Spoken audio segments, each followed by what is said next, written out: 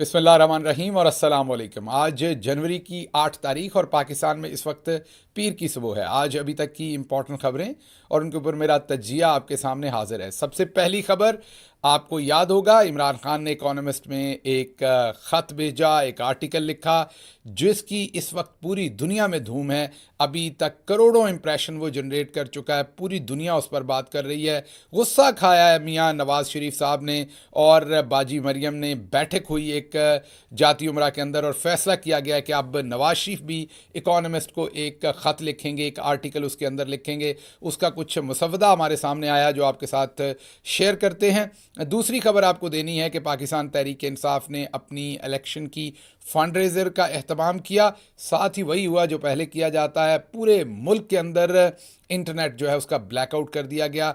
तमस्खर बना रहे हैं पूरी दुनिया के अंदर पाकिस्तान का। तीसरी खबर, सनम जावेद के कागजात नामजदगी जो हैं वो मुस्तरद कर दिए गए हैं ताकि मरियम नवाज़ को खुला मैदान दिया जा सके, इस पर भी बात करेंगे। और फिर सेक्रेटरी इलेक्शन कमीशन ने इस्तीफ़ा दे दिया है। मेजर न्यूज़ है, हाथ खड़े कर गए हैं निज़ामुद्दीन को और नून लीग को, जवाब दे गए कि मज़ीद गंदे काम हम नहीं कर सकते। रिज़ाइन देकर घर चले गए हैं secretary election commission.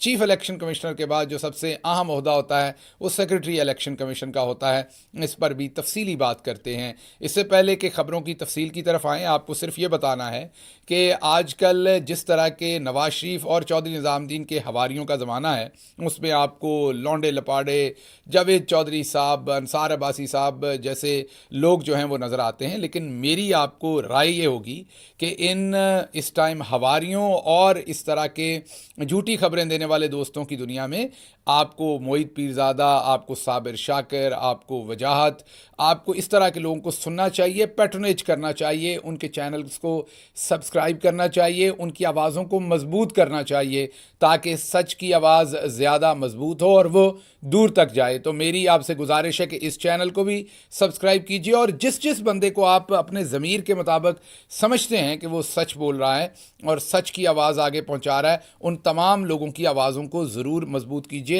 This is the least you can do और आपको ये ज़रूर करना चाहिए।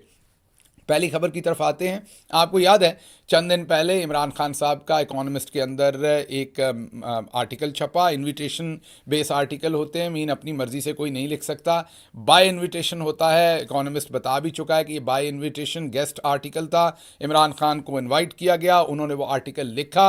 आर्टिकल में 3 चीज़ें थी, एक ही लाइन में बता देता हूँ, रिपीट नहीं करूँगा। एक तो उन्होंने 9 मई को ड्रामा करार दिया, उन्होंने साइफर की साजिश को दोबारा से बताया कि मेरी इंडिपेंडेंट पॉलिसी और एब्सोल्युटली नॉट की वजह से मेरी हुकूमत गिराई गई, और फिर बताया कि 9 मई का पूरा ड्रामा करके किस तरीके से अब झूठे जाली इलेक्शन करवाए जा रहे हैं मुझे पार्टी से बाहर रखने के लिए। बहरहाल ये था वो आर्टिकल, पूरी दुनिया में इसकी धूम मची।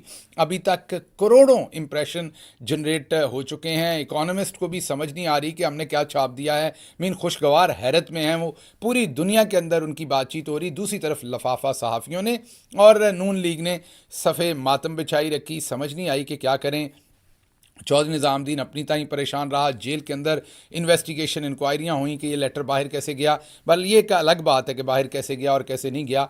अब जाती उमरा के अंदर एक गोल मेज़ कॉन्फ्रेंस हुई है, जी हाँ, जिसमें परवेज़ रशीद साहब शामिल हुए, जिसमें नवाज शरीफ साहब शामिल हुए हैं, जिसमें सबसे जो मुफक्कर आदमी हैं वो उनको शामिल किया गया है। जो नून लीग के लोग हैं, जावेद लतीफ़ साहब को बुलाया गया, स्पेशली मरियम नवाज़ साहबा थी उस पर, और ये मीटिंग हुई और ये फैसला किया गया कि इमरान खान को पूरी टक्कर देनी है और पूरा मुकाबला करना है। और अब अगर इमरान खान आर्टिकल लिख सकता है तो हम आर्टिकल क्यों नहीं लिख सकते।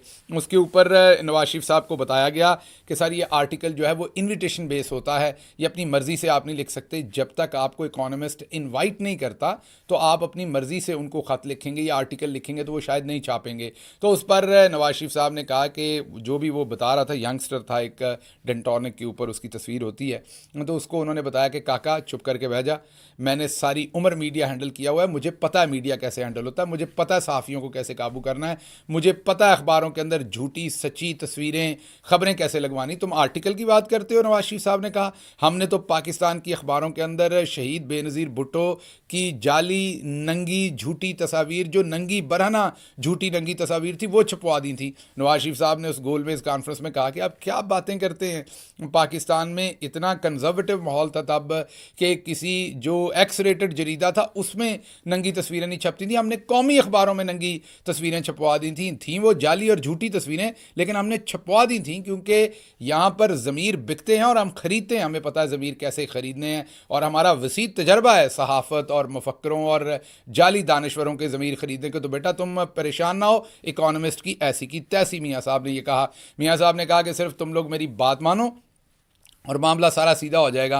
उन्होंने कहा जी वो क्या है, उन्होंने कहा चेक करो ज़रा इकॉनमिस्ट का दफ्तर किधर है। उन्होंने चेक करके बताया कि ये वो लंदन में फ़लाँ जगह पे है। उन्होंने कहा ज़रा चेक करो उसके सामने को खाली प्लॉट है, अगर है तो उधर लंदन वालों से बात करते हैं हुकूमत से कि वहाँ NOC दे दें पेट्रोल पम्प बनाने का, और अखबार वाले वहाँ पर पेट्रोल पम्प चलाएँ ऐसी की तैसी, फिर देखना आप कैसे हमारी जाली जो हैं वो ख़बरें इकॉनमिस्ट वाले छापते हैं। उन्होंने कहा जी नहीं, बड़े वो घने इलाके के अंदर है, वहाँ पर कोई ऐसी चीज़ नहीं। उन्होंने कहा अच्छा शहरों बाहर कोई शायद दे दो, कोई NOC दे दो, कोई उनसे पूछ लो, कोई इंपोर्ट करा देते हैं उन्हें किसी चीज़ को, किसी किस्म की टैक्स की छूट उन्हें दिलवा देते हैं, कोई उन्हें और मामलात, कोई प्लॉट श्लॉट दे देते हैं उनको, इधर DHA लाहौर के अंदर प्लॉट दे देते हैं, बैरियर टाउन में मलिक साहब से बात करके प्लॉट दे देते हैं। तो पता करो ज़रा, उधर भी तो बंदे ही है ना इकॉनमिस्ट में, वो कौन से कोई ऊपर से कोई खलाई मखलूक चला रही है। तो उन्हें बताया गया कि नहीं, वो जो गोरे हैं ना वो ये प्लॉट श्लॉट नहीं लेते जनाब, वो कोई यहाँ के तो नहीं है ना, हमारे जो लोकल लफाफे शफाफे हैं पाकिस्तान के, वो नहीं है मियाँ साहब, तो वो नहीं। तो फिर मियाँ साहब ने कहा फिर इसका एक ही हल है। उन्होंने कहा क्या? उन्होंने कहा 20 किलो जो है ना वो बट के लड्डू पैक करवाओ, और कोई 2 दर्जन फजे के पाए, और साथ बोंग, और साथ जो है वो निहारी की कोई एक देग, और साथ उन्होंने कहा कि फ्रूटरों की 5-7 पेटियाँ, और साथ अंदरसे ले लो, उधर कसूर से मंगवा लो, इधर से नहीं ठीक मिल रहे तो। नहीं तो जवेद लतीफ़ ने कहा जी वो मसला ही कोई नहीं है, वो तो मैं खुद ही निकाल लूँगा बैठ के, बस ये मेरी शर्ट ना ख़राब हो जाए, मैं उतार के साइड पर रख लेता हूँ, बनियान मैंने पहले ही रंगदार पहनी हुई है, तो मैंने ये अंदरसे तो खुद ही निकाल देने, जवेद लतीफ़ साहब ने कहा। तो अब जनाब ये मामला जो है वो हो गया है पूरा तैयार, उन्होंने पूरा सामान जो बांध लिया है, टोकरियां पैक हो गई हैं। वही इकरा वाली टोकरी याद है ना, वो जो इकरा टोकरी लेके आई थी, आपको याद है ना, बाजी मरियम की एक ऑडियो लीक हुई थी जिसमें उन्होंने कहा था कि वो टोकरी फ़लाँ सहाफ़ी और फ़लाँ सहाफ़ी को पहुंचानी है, और वो टोकरियां पहुंचाई गई थी। और इन्होंने अब इकॉनमिस्ट के लिए एक टोकरी बना दी है, टोकरे बनाए हैं बल्कि बड़े बड़े, क्योंकि मियाँ साहब थोक में उनके साथ एक दफ़ा पक्का ही सौदा करना चाहते हैं कि आइंदा कोई प्रॉब्लम ना हो। लेकिन फिर उन्होंने कहा जी अच्छा ये टोकरी तो बन गई है, लेकिन लेटर तो पहले लिख लेना जो आर्टिकल छापना है। तो मियाँ साहब ने कहा कि आप नए सिरे से क्या लिखेंगे लेटर, मैंने पहले 50 लेटर लिखे हुए हैं, उन्हीं में से कोई निकाल लो। जो डंटोनिक पे बंदर भाई साहब हैं उनको भेजा कि जाओ पुत्र लेके आओ ज़रा, तो वो उधर से दराज से मियाँ साहब के वो लेटर निकाले, उसमें से फिर मियाँ साहब ने एक एक करके ना, मियाँ साहब को माजरत आपको बताते हुए लेकिन बताना पड़ता है कि उंगली को ना थूक लगा के वो ज़रा सफ़े पलटने की मियाँ साहब को आदत भी है और अच्छा लगता है उन्हें, जब तक उंगली को थूक ना लगाएं उन्हें मज़ा नहीं आता। तो वो उन्होंने लगा के लेटर्स जब आगे पीछे करके देखे तो उसमें से फिर एक लेटर था, उन्होंने कहा ये वाला लेटर इकॉनमिस्ट को लिखेंगे, ये मैंने लिखा हुआ है, अपने किसी दोस्त को भेजा था लेकिन छपा नहीं है कहीं पे भी, तो आपको मैं स्क्रीन पर दिखा रहा हूँ, साथ पढ़ के बता रहा हूँ। तो अब इसमें कोई शक नहीं है कि ये इमरान खान भी ये लेटर नहीं लिख सकता, बल्कि किसी का बाप भी नहीं लिख सकता, वो लौंडा लफाफा के मुताबिक, लौंडा लपाड़ा के मुताबिक ये किसी का बाप भी नहीं लिख सकता ये लेटर, और इसके तो फिर करोड़ों इंप्रेशन बनेंगे, और इस जैसा लेटर कोई लिख ही नहीं सकता, ये मियाँ साहब ही लिख सकते हैं। तो बहरहाल उस लेटर को पढ़ के सुनाता हूँ और आपको दिखाता हूँ, ये अब छपेगा जी, और ये मियाँ साहब लेटर भेज रहे हैं। ये है जी, लेटर के ऊपर लिखा हुआ है मोहम्मद नवाज शरीफ, प्रेसिडेंट पाकिस्तान मुस्लिम लीग नवाज का N है, जारी बात है, आपको पता है, नॉनसेंस नहीं इसे समझना, ये N से नवाज बनता है। मौरखा 29 फरवरी 2012। नवाज शरीफ साहब तारीख बदल लीजिएगा, अब इकोनॉमिस्ट में पुराना छपा हुआ लेटर ज़रा थोड़ा बुरा लगेगा, इसकी तारीख बदल लीजिएगा। तो बाकी ठीक है, बाकी जो है वो आप देख लीजिएगा, इकोनॉमिस्ट का जो भी है वहाँ पर बंदा जो भी है, पीटर है, जॉर्ज है, जो भी है उसका नाम यहाँ पर लिख दीजिएगा कि मोहतरम शहजादा परवेज़ साहब। तो आप यहाँ लिख दीजिएगा मोहतरम पीटर परवेज़ साहब, या मोहतरम जॉर्ज परवेज़ साहब, या मोहतरम जैक्सन परवेज़ साहब, जो भी उनका नाम हो वो यहाँ फिट कीजिएगा। अस्सलामुअलैकुम। हाँ, ऐ पूरा कहना मियाँ साहब, ऐते ही तो पहले असी वोट लेंदे सा, इसी पर तो आप लोगों को पागल बना के इस्लामी टच दे के वोट लेते रहे हैं इतना। अच्छा, अस्सलामुअलैकुम, उम्मीद है मजाजे ग्रामी बखैर होंगे। हाँ, देखे ना, इसके बाद ऐसी की तैसी किसी अखबार की वो आर्टिकल ना छापे। ये सब प्यार करते मियाँ साहब, एक दफ़ा बंदा सहर में मुब्तला हो जाता है। तो उन्होंने कहा जी उम्मीद है मजाजे ग्रामी बखैर होंगे। ये जो शहजादा परवेज़ साहब हैं, शहजाद परवेज़ या शहजादा परवेज़, इनको कभी इनकी बेगम ने इतने प्यार से नहीं कहा होगा उम्मीद है मजाजे ग्रामी। वो घर वाले ही पूछते उन्होंने भी आ गया है, क्या हाल है तेरा। सो आप सोचें, जब नवाज शरीफ साहब इतने प्यार से कहेंगे तो कौन निकलता है फिर इस दिल में उतर जाने के बाद, कहाँ जाएंगे शहजादा परवेज़ साहब इसके बाद। तो खैर, इसके बाद आगे वो लिखते हैं कि आपकी जानब से लजीज मुर्ग चने पाए और मिठाई का तोहफा वसूल हुआ। वाह वाह वाह वाह वाह, ज़बरदस्त। ये हैं वो असासे, ये हैं हजूर वो ज़राए जिनसे हमने लंदन के अपार्टमेंट बनाए थे। ये हैं वो असासे जिससे पाकिस्तान ने हिंद सिंध सारी जो एक बड़ी वर्ल्ड वॉर लग गई, तो पाकिस्तान ने जिन मज़ाइलों और असलों से दुश्मन का मुकाबला करना, वो ये हैं लजीज मुर्ग चने पाए मिठाई। ये रहते हैं मियाँ साहब के दिमाग के अंदर। जब वो वज़ीर आज़म भी होते हैं, मीटिंग्स अटेंड कर रहे होते हैं, तो उनके दिमाग में मुर्ग चने पाए, खिद, ज़ुबान, ये चीज़ें घूम रही होती हैं, मिठाई अंदर से। तो उन्होंने कहा कि मसूल हुआ याद आवरी पर मुझे। आहा हा हा, ज़रा लफाजी चेक करें ज़रा। ये आप मियाँ साहब ने 5-7 बंदे रखे हुए हैं जो ये इस तरह के लेटर लिखते हैं। आप लोगों के जो दांत निकल रहे हैं ना, ये सामने बैठे हुए आप लोग दंदियाँ निकालते हैं ये बातें सुन के। आप लिख सकते हैं ऐसा लेटर जो मियाँ साहब ने लिखा है? आपको लगता है मजाक है ऐसे लेटर लिखना जो मियाँ साहब लिख रहे हैं? और आप ऐसे ही लिख देंगे बैठे बैठाए के लेटर लिखे। हमसे तो ना लिखा गया इमरान खान की तरफ से ऐसा लेटर आज तक। पहली बात, इमरान खान ने ना किसी से ऐसी कोई चीज़ वसूल पाई और ना ऐसे ख़त लिखे। लेकिन बहरहाल हमें लिखना भी नहीं आता, हमारी पूरी पार्टी में नहीं ऐसे किसी को ख़त लिखना आता। बहरहाल याद आवरी पर मुझे दिली मुसरत हुई, जिसके लिए मैं आपका तहे दिल से ममनून हूं। है ना, है ना, इससे अच्छा मज़े का ख़त हो सकता है। तो नेक तमन्नाओं के साथ, खाली नहीं शुक्रिया अदा किया, साथ नेकियां भी डाली हैं। नेक तमन्नाओं भी, घर की नेकियां मशीन लगाई हुई है, खुद ही बनाते मियाँ साहब। तो मुखलिस, आहा, ये है, ये यार इसको कहते हैं यार लास्ट हीलिंग टच, ये दिया मियाँ साहब ने, मुखलिस। हालांकि मियाँ साहब अपनी ज़ात के अलावा ज़िंदगी में किसी से मुखलिस नहीं है। मियाँ साहब ना पाकिस्तान के साथ मुखलिस, ना अपने वोटर के साथ मुखलिस, ना अपनी पार्टी के साथ मुखलिस, ना अपने मुझे लगता है किसी के साथ भी मुखलिस नहीं, अपने साथ मुखलिस हैं। लेकिन आप ये देखिए कि मुखलिस, और अगला टच देखें ज़रा, मियाँ साहब ने इसमें स्याही हरी इस्तेमाल की है। हम वज़ीर आज़म मटीरियल हैं, कोई आपकी तरह थोड़ी है। हम हरे पेन से लिखते हैं सिर्फ। हम वज़ीर आज़म ना हो, हम तब भी वज़ीर आज़म होते हैं। तो मुखलिस, तो बस ये नहीं कहा आपका मुखलिस, उसका मुखलिस, मुखलिस।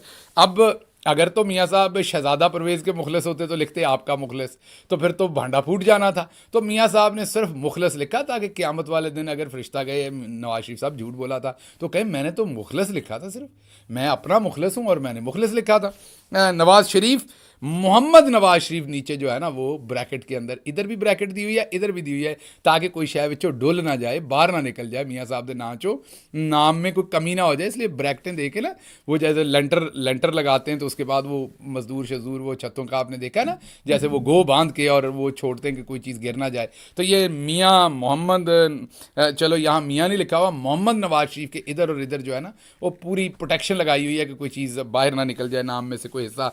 तो जनाब ये वो ख़त है जो मियाँ साहब ने फैसला किया है, और वो जाएगा अब इकोनॉमिस्ट के साथ, और ऐसी की तैसी उनकी साथ जो टोकरियाँ शोकरियाँ जाएंगी, और वो ना करें उसे जनाब पब्लिश। अच्छा जी, अगली खबर आपको देनी है कि कल पाकिस्तान तहरीक इंसाफ ने फ़ंड रेजिंग, अपनी इलेक्शन की टेलीथॉन जो है वो फ़ंड रेजिंग ऑनलाइन की। एक तो बहुत बड़ी कामयाबी मिली, पूरी दुनिया से लोगों ने इसमें पार्टिसिपेशन की, काबिल सताइश हैं आप सारे लोग, आप सबका शुक्रिया।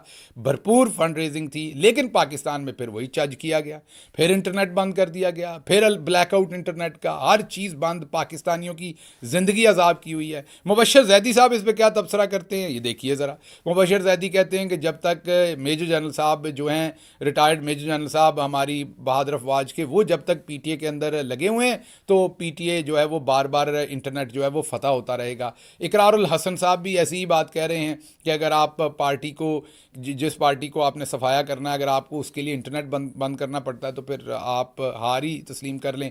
तो बहरहाल इंटरनेट जब बंद किया जाता है तो पाकिस्तान की जो पूरी दुनिया के साथ कंपनीज काम करती हैं, अब बहुत सारे कॉल सेंटर्स हैं, बहुत सारे ऑपरेशंस हैं जो लोग बाहर की दुनिया की कंपनीज के पाकिस्तान के अंदर कर रहे हैं, वो सब बंद हो जाते हैं।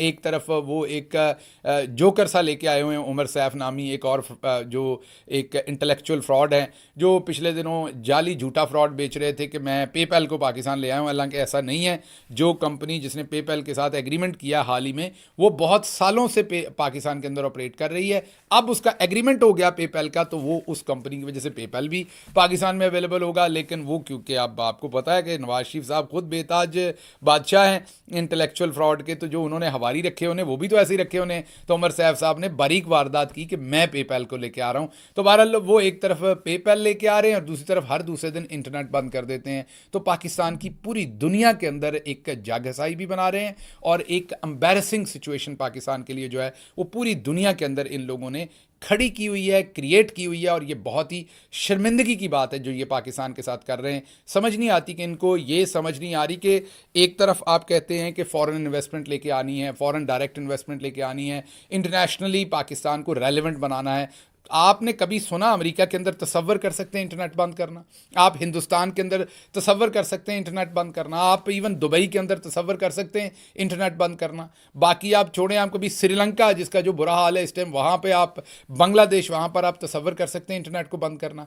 ये हमने खाला जी का बाड़ा बनाया हुआ है, जब दिल करे तब हम इंटरनेट बंद कर देते हैं, बिजली वैसे ही बंद रहती है। तो ये इनके हालात हैं और मुकाबले करने हैं, विंगियाँ लत्तां ते पुलिस मुकाबले, इनकी वो हालात हैं कि टेढ़ी टांगे और पुलिस मुकाबले।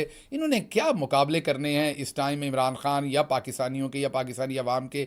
डरे और सहमे हुए हैं सारे, एक एक छोटी छोटी बात के ऊपर इंटरनेट बंद करने चले जाते हैं ये।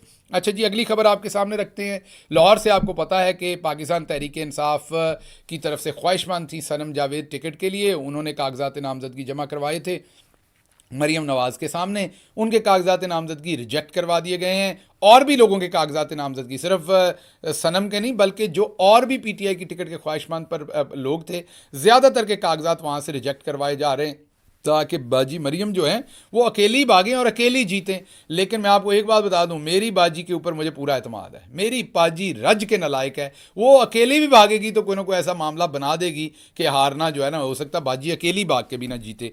अच्छा जी, अगली खबर, इलेक्शन कमीशन ऑफ पाकिस्तान के अंदर दो ओहदे बहुत इंपॉर्टेंट होते हैं। एक चीफ इलेक्शन कमिश्नर का होता है और एक सेक्रेटरी इलेक्शन कमीशन का होता है। सेक्रेटरी इलेक्शन कमीशन की किसी दिन मैं दास्तान सुनाऊंगा, बड़ी अहम शख्सियत हैं हमारी, इनके साथ बड़ी शनासाई रही है हुकूमत के दौरान। गंदम पाकिस्तान ने मंगानी थी और मैंने बड़े बड़े लीचड़ देखे हैं दुनिया में, लेकिन ये जो साहब सेक्रेटरी इलेक्शन कमीशन थे, इनसे लीचड़ बंदा मैंने कोई नहीं देखा। खान साहब का बड़ा पेशेंस था हुकूमत करते हुए, लेकिन इन्होंने गंदम मंगवाने में क्या नेगेटिव रोल प्ले किया था वो मैं आपको बताऊंगा, किसी दिन स्टोरी सुनाऊंगा पूरी। बहरहाल अभी बात कोई और हो रही है। तो ये थोड़ा डर के नौकरी करते हैं साहब, और इनको चौधरी निज़ामुद्दीन ने लगाया हुआ था इलेक्शन कमीशन के अंदर। और अब समझ आती है कि गंदम भी चौधरी निज़ामुद्दीन नहीं मंगवाने दे रहे थे। जनरल रिटायर्ड बाजवा उस टाइम पाकिस्तान के अंदर इमरान खान को गंदम इंपोर्ट नहीं करने दे रहे थे ताकि पाकिस्तान के अंदर गंदम कम हो। और इमरान खान ने 30 से ज़्यादा मीटिंग्स की थी, किसी दिन मैं आपको पूरी तफसील सुनाऊंगा क्या किया था जनरल बाजवा ने पीछे बैठ के, कि पाकिस्तान में गंदम वक्त पर ना आए ताकि हुकूमत गैर मकबूल हो और अवाम हुकूमत के ख़िलाफ़ उठ खड़ी हो जब आटा महंगा हो जाए। ये पूरी तफसील आपके सामने रखूँगा। लेकिन बहरहाल अभी सेक्रेटरी इलेक्शन कमीशन जो है उन्होंने रिज़ाइन कर दिया जी। उन्होंने कहा जी मेरी सेहत ख़राब है। असल वजह ये आपको पता ही है, जो गंदा काम अब दोबारा, एक तो बैड का साइन छीनना, लोगों के पेपर्स जो है रिजेक्ट करवाने, उसके बाद अब नई स्टोरी है कि किसी तरीके से इलेक्शन को जो है वो डिले करना है। उधर काजी साहब को शौक चढ़ा हुआ इलेक्शन करवाना है। इस्टेब्लिशमेंट और इस्टेब्लिशमेंट का जो लाडला मुन्ना नवाज़ शरीफ हैं वो कहते हैं कि नहीं, किसी सूरत इलेक्शन नहीं करवाना फ़िलहाल। तो ये एक टसल चल रही है, देखते हैं कौन जीता है। उसके अंदर जो सेक्रेटरी इलेक्शन कमीशन है वो हाथ खड़े कर गए, उन्होंने कहा ये गंदा काम मैं मज़ीद नहीं कर सकता, इसकी कल को मेरे लिए रेमिफिकेशंस होंगी, और वो पतली गली से इस्तीफ़ा दे के निकल गए हैं। तो ये थी जी आज की खबरें, ये था आज का अपडेट आपके सामने। इसके साथ ही आपको ये बताएं कि आज का जो पंजाबी वीलॉग है वो बड़ा इंटरेस्टिंग है, बड़ा सीरियस टॉपिक है। वो टॉपिक है कि नून लीग वाले जो है ना वो कह रहे हैं कि हमें लेवल प्लेइंग फील्ड नहीं मिल रहा। तो लेवल प्लेइंग फील्ड होता क्या है, पहले तो हम उसके ऊपर तफसील से बात करते हैं, फिर हम अपने पंजाब के जो बहन भाई हैं उनको बताएंगे कि ये नून लीग रो क्यों रही है लेवल प्लेइंग फील्ड के लिए, और ये इतनी ज़रूरी चीज़ है क्या, और नवाज शरीफ, मरीम नवाज़ और पूरी नून लीग जो है वो किस चीज़ का नाम इन्होंने लेवल प्लेइंग फील्ड रखा हुआ है। तो ये आपको लिंक आ रहा है पंजाबी वीलॉग का, इसको देखिए, सब्सक्राइब भी कीजिए इस चैनल को, ताकि ये और फले फूले और पंजाब के हर देहात, हर गली मोहल्ले तक हमारी आवाज़ पहुंच सके। और इसके साथ ही जी अब आपसे इजाज़त चाहते हैं, ख़बरें तमाम हुई आज की। अल्लाह आपका हामी नासिर हो। पाकिस्तान जिंदाबाद।